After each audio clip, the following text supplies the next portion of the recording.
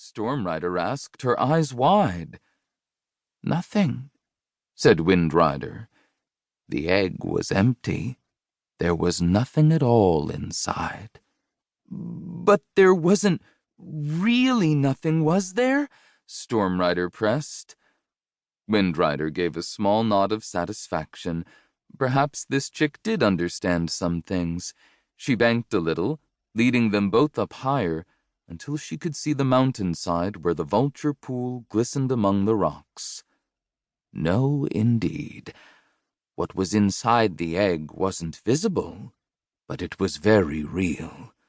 The Great Spirit was born that day, and it lived not in the world, but in that vulture's heart. She was the first Great Mother, and though the spirit has passed on to all sorts of other animals, that's why we have a special connection to the Great Spirit."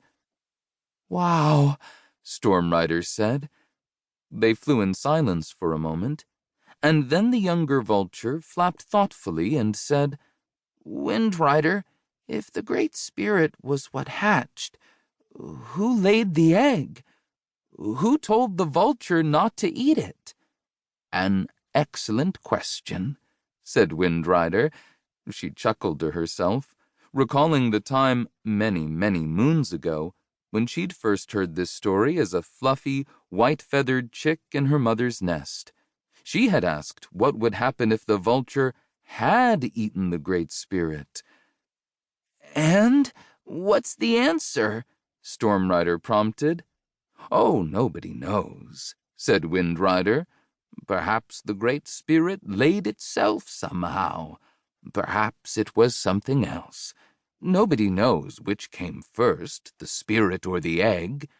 The point is that the Great Spirit hasn't deserted Bravelands in all that time, no matter what, and we must be patient and wait for it to choose its next great parent.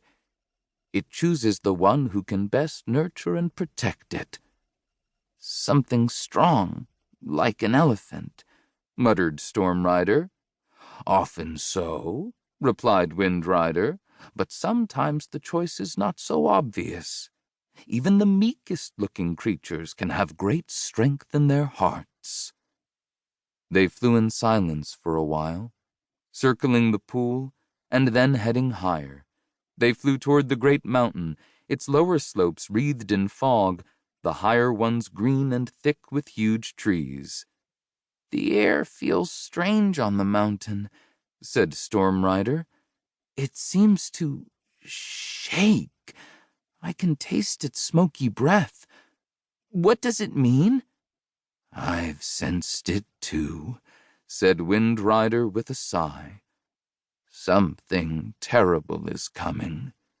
A great struggle, a war between earth and sky. The Great Spirit must be strong if balance is to return to Bravelands. Let us hope that the new great parent is as brave and kind as Great Father Thorn was." Storm Rider gave a shudder, wheeling away from the mountain. Wind Rider took a deep breath. She could taste the faint tang of smoke, even from this distance.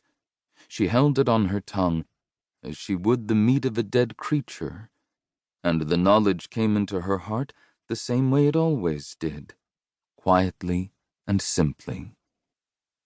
My death is coming. It travels on this wind. She banked to follow Storm Rider. Her wings were heavy, and the air crept through her thinning feathers and chilled her heart, but she was still strong enough to catch up with the young vulture. Peace must come, she said, but I do not expect to see it.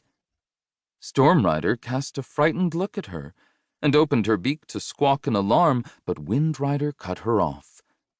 The future of the vultures will be in your talons. Come, let us go back to the roost. I have much to tell you, and it seems it cannot wait. Chapter 1. Chase born of Prowl.